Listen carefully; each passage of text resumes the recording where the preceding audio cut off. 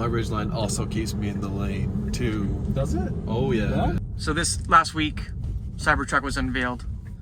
Let's have a chat about that. That's what's on everyone's minds right now. Yeah. Is the Ridgeline the most comparable to the Cybertruck right now? I think so. I think so as well. Just because Honda didn't say this is what a truck has to be like, they asked what can a truck also do on top of also being a truck. Who didn't see it at the very first and not say, this is ugly? What is this thing? Yeah.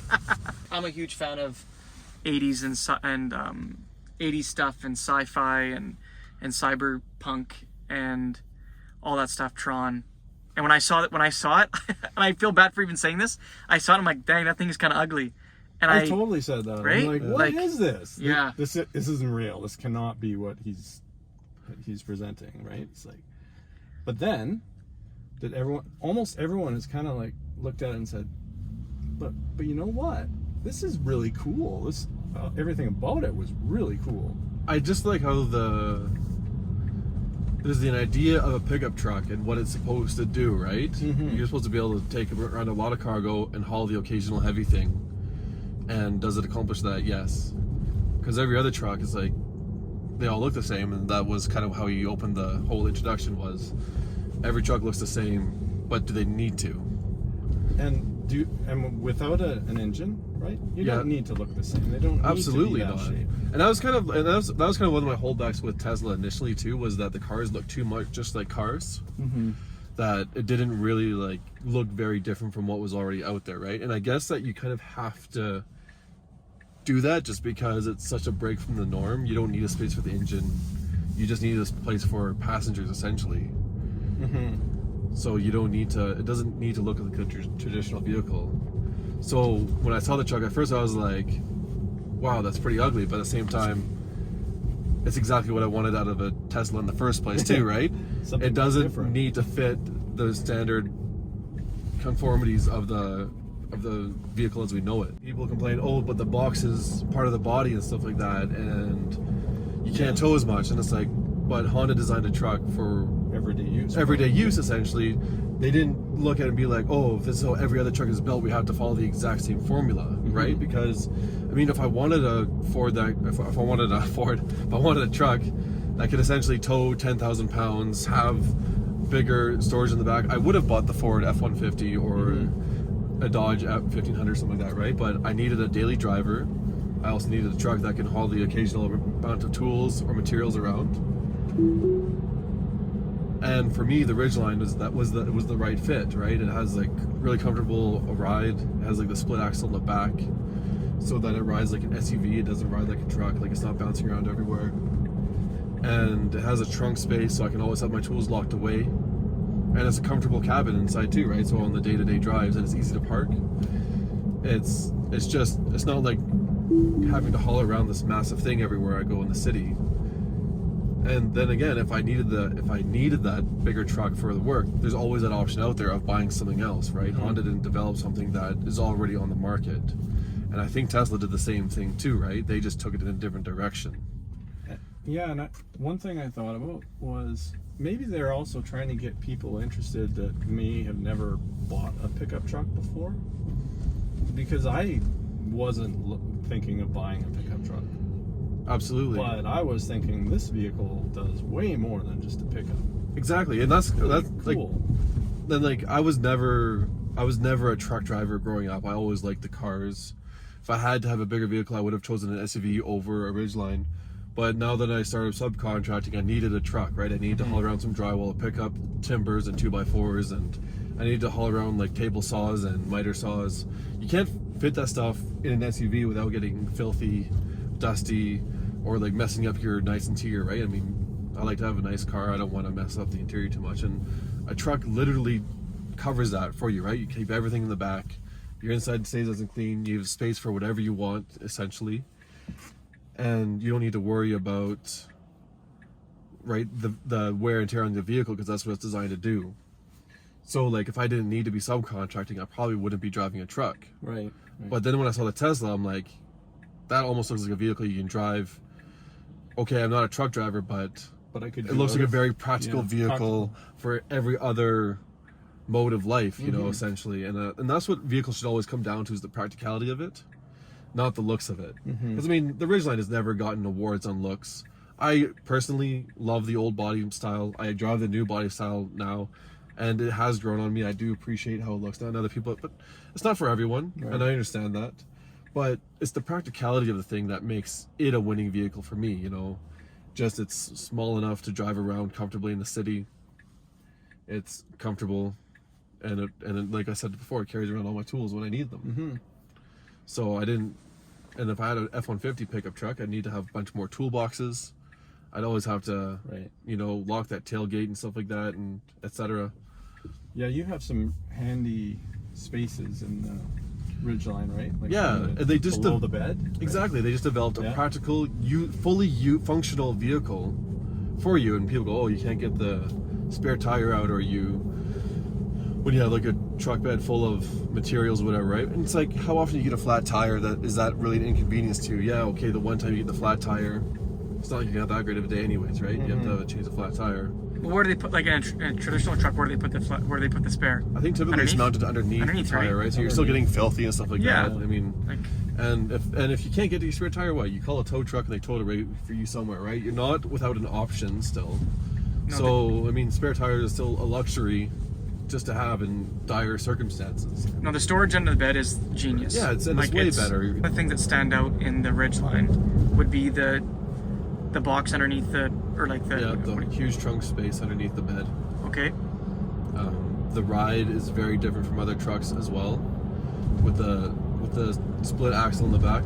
Trucks are traditionally solid axles in the back, you know, because it's true they can haul a bigger amount of weight with the solid axle, but I have the split axle, so essentially you just get a more comfortable ride.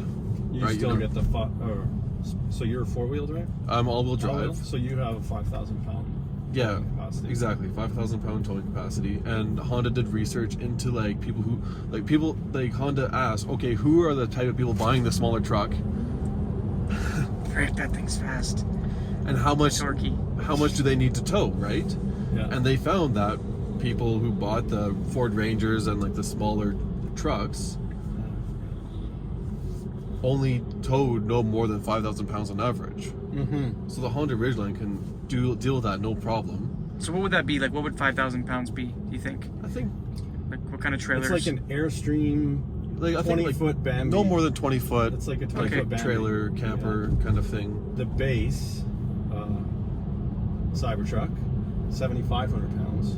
That's what it can tow? The base. The rear-wheel drive with perfectly balanced body. 10,000 for the all-wheel drive variant, so the base one is cheaper than a Ridgeline, like a premium Ridgeline. Yeah, or I think they're comparable. It's close to the same price. Very close, yeah. And then the mid-range is really comparable to like getting into a Toyota Tacoma Crew Max, like the 4-wheel drive, and then the F-150 Raptor, right? Yeah. I mean, even faster than both of them. And for me, like, I kind of drive like a grandpa. I don't need speed all the time, and it's fun when you need it. But even like with the Ridgeline, like one of the things with the Ridgeline is that it is way better on gas than a big truck is. Where's this guy going? And even then, with the better fuel mileage, I'm still spending $400 a month on gas. You know, so even with good mileage. Exactly, with like better mileage, I think I'm averaging like 12 liters for every 100 kilometers in the city, and like I think when I drove out to Seminarm, I got down to 7 liters for every 100 kilometers. But I mean, the like highway miles, truck. Yeah. But like with the Cybertruck, it's posting numbers that are very comparable without spending that money on fuel. You know, so yeah, maybe you're spending a little bit more on the truck than I would a Ridgeline or a F-150. Like even like I think at the top end 150, I think is comparable to the like I think the what do we look at the Ford Raptor was $80,000 Canadian. Yeah, I think it's 80,000 close too. And I think 50. I got a whole spreadsheet on it, so we can share it on for this video. Awesome. Perfect. Yeah. And I'm like comparing all the different specs. So I think the triple motor it's close. I think it's gonna be around 85,000 Canadian, right? So 50,000 US is the mid-range one. I thought that was the base 49.9. one. Yeah, that's the base one. No, Base is 40. 39.9. Yeah, base is 40. 39.9. Same Okay. price as this car, the standard range. Oh, what? Plus. Okay, Yeah, that's surprising. yeah. Oh, and what about in that case, then what about the rebate in Canada? So in the rebate in Canada will likely qualify for the standard range. So $5,000 off. Really? Yeah, so Wow. you're talking 40. So that is about I think it's 54. I think it's 54 Yeah. Canadian. it'll be 54 American. it'll be really close to 55,000 Canadian. Canadian for the base one. So you're looking at around 50,000, and And what's the range on that one? the range is 250 miles. So That's very the base similar one. to this. Yeah. Very Okay. similar. And But 250 miles is what? 400 kilometers? 400 kilometers. Yeah. Minimum, you're spending $5,000 a year on fuel if you're driving a full-size pickup truck. Just saving that cost alone over 2 or 3 years of owning a Cybertruck, you'd be already into like just the cost of the vehicle by then, right? Yep. If you save 15 grand over 3 years, I mean, that's a significant savings that you don't really see on the initial purchase. So cost, in a lot of ways, comparable. Yeah. But it'll offset later I think on. less. Less. I think it'll be even cheaper than Yeah. to run Way a traditional less. But truck. per year. and even at the initial, do you think? What about the initial? Initial will be basically what people are spending on their trucks. I think it's the same. Yeah, I think you'd either break even like with like a top of the line truck and all the monthly costs on it, And or actually it'd be better. cheaper than that. It'd be It'll- way better. it'll be than that, cheaper. Because the top line Ridgeline is how much right now? what they're talking about the Cybertruck is in US. Yeah. So Okay. I'm comparing Yeah. So the US black to edition US. is $42,000. Yeah, 42. Yeah. Okay. And the base Cybertruck is 39.9. So if you're going to compare those, you probably The look at base those. against the top line. Yeah. And they actually aren't too far off. So in is the specs. base model still all-wheel drive? No, It's only but rear-wheel rear drive. wheel. If it's apples to apples, black versus like it's all-wheel drive versus all-wheel drive, you need the mid-range. Like you need the 39.9. Yeah. you're at 50, but then you'd get that money back Yeah. after driving. If you're spending about $400 a month on gas, that's $5,000 a year. 2 years you're breaking even, Yeah. right? Yeah. In a way. Yeah. I'm just talking dollars. Like, Yeah. okay, And I think Teslas are also cheaper to insure as well too. Right? They They have are. safety Okay. features. Yeah. So you're also saving probably $500 to $1,000, $500 to $1,000 a month. A few $100s. and what about maintenance? What do you spend on your A year, Did you get I a think, probably. warranty? Did you get a package where So you my get? maintenance cost me about maybe $250 to $400 every 6 months. Oh, really? Yeah. Okay. But they rotate the tires, they do the oil change. Oh, oil that's changes for free including and stuff like that. tires, okay. Like there's always like a little code that comes up. Oh, you Mm-hmm. need this package or something like that. Sometimes it's like $100. It's not very cheap, and other times it's more expensive because they got Mm-hmm. more fluids and stuff like that to replace. But I mean, this has no fluids to replace, does it? Just the battery fluid and a brake fluid. And you- transmission fluid, or is it none of that either? It's electric, all electric, drivetrain, yeah. so So then, it's very different. Yeah, no kidding. so let's look at the features then. Ridgeline Black versus Cybertruck. Well, my Ridgeline also keeps me in the lane too. Does it? Oh yeah, Yeah? man. It was actually that's one of the best features I love about it. Oh, it's on the amazing drive to be able to do drive that. to like Salmon Arm, you can just like keep one hand on the steering wheel and it just shoots you right down the lane. Yeah, It's beautiful. It's like just it's a much easier so much road easier. trip. Yeah, and I actually found this made me a better driver too. Like before when I had it on, or like when I wasn't using it, it'd be bumping me. Oh, you're leaving the lane and stuff like that, right? And now like it hardly ever turns on anymore. So it's like it actually trains you. Oh, I feel like to be like in the lane better somehow this, too. This doesn't actually. No, It just stays in the Okay. middle of the lane. because you can just drive anymore. It never goes to the edge of the. Yeah. But when so I it have the doesn't when I have the it lane also- assist on, it does that for me Yeah. too. It Except there are has- sharp corners that doesn't work too great around. It has that feature as well if you Okay. take off the autopilot. Oh, I see. Gotcha. Right. Is there a speed limit you have to go to get that feature?